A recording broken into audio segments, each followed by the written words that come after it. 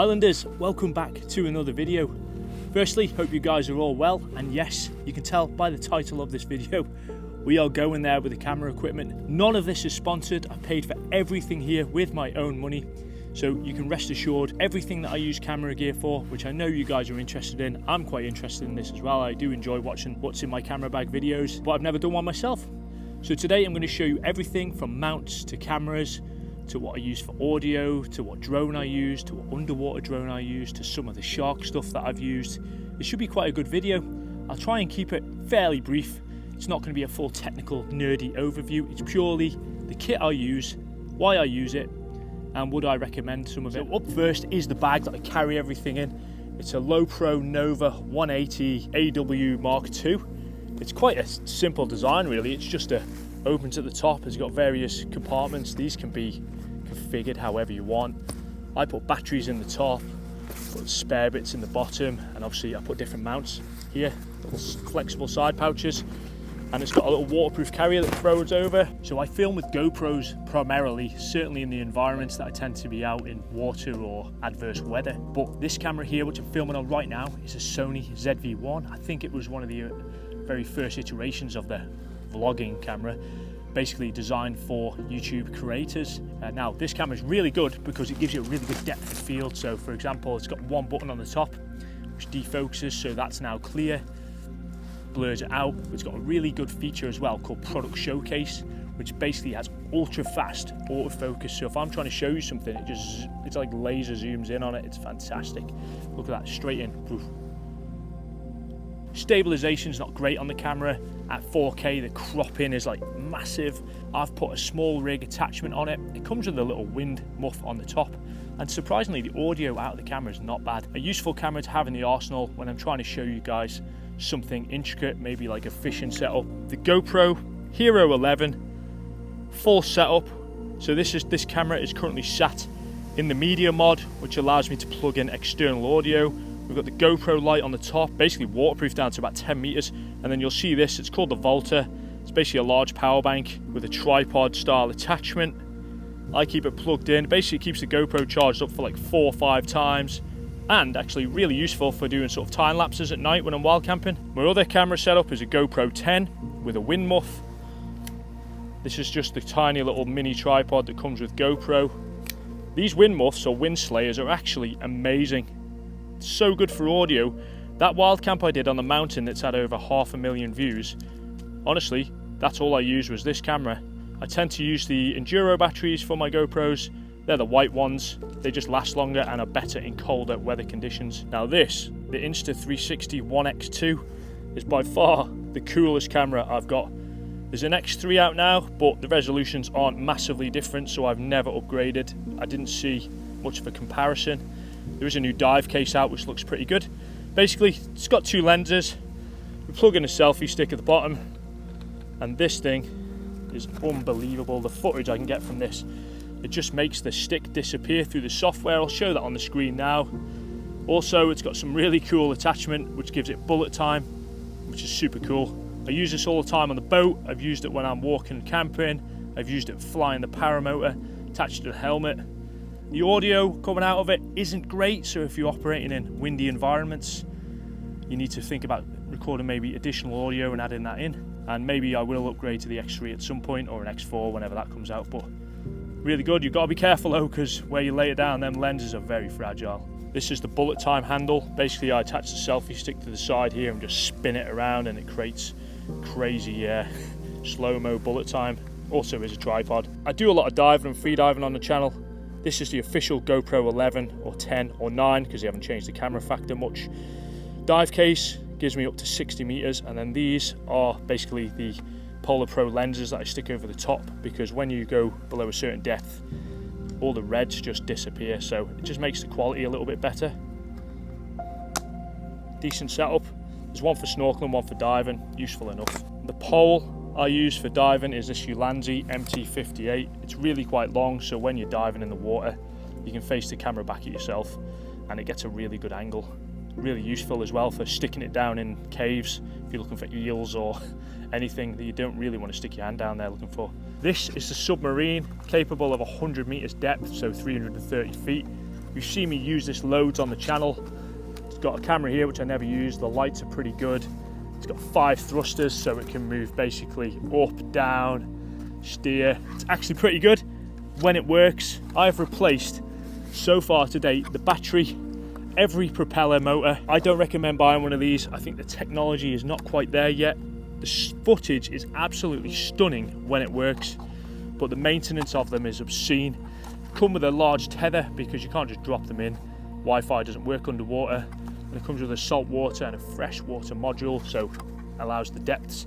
And as you can see, I stick a GoPro on the top. It's just a lot easier getting footage off. Like I say, I've done all the work to this myself. I've dismantled it several times. Parts come from either China or Germany, so it takes an age. And it's just controlled via your smartphone, via a controller. But yeah, amazing when it works, but don't buy one. Personally, I think there's better brands out there than this one. This is the drone I use. It's a DJI Mini 3 Pro. This thing is amazing. So light. Battery lasts like 30 minutes. I have 4 batteries, all numbered, and I just bring at least 2 or 3 with me every time I go out because I love flying this drone. I use the RC controller, which means I don't need to plug a phone in or anything. It's all integrated. Incredible bit of kit. Really good combination. So light, so small, and you've seen the footage I've been able to get from the boat with this thing. But yeah, really robust, and they fold down. That's it, fully folded down, and I store mine in a waterproof Pelly case,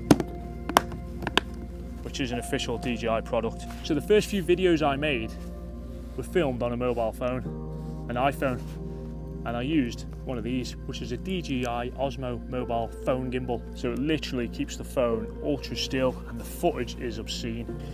For all you Instagrammers out there, you can flip it horizontal or vertical, however you want to do it. There's literally a tram coming now, so let's just let's video that.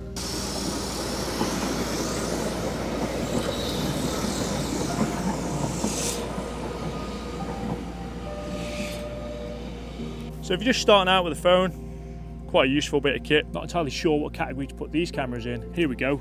This thing's ace. It's a Water Wolf fishing camera. Basically, I put this on the fishing line and you can just see the strikes happen. Really cool bit of kit. A small shark bent it last time it was out, but I managed to bend it back in. It's got a camera on the end, does full HD. I really like this. And then we've got this bad boy. It's basically a trail camera strapped to a tree, or you can put it on a tripod. It's on just a Joby mount.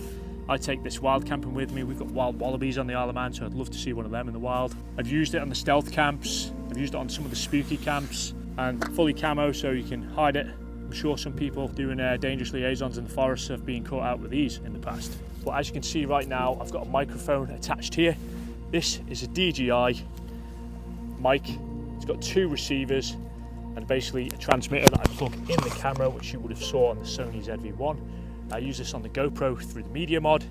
Really cool bit of kit.